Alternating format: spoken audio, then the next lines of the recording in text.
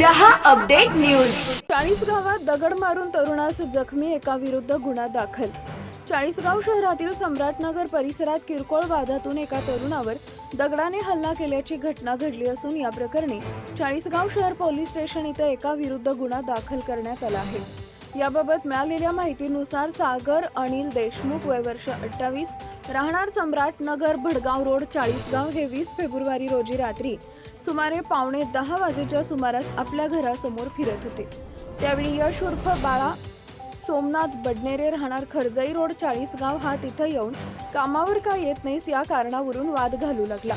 वाद वाढत गेल्यानं संबंधितानं शिवीगाळ करत खाली पडलेला दगड उचलून सागर देशमुख यांच्या कपाळावर मारला। या हल्ल्यात देशमुख जखमी झाले असून त्यांच्या डोक्यातून रक्तस्राव झाला।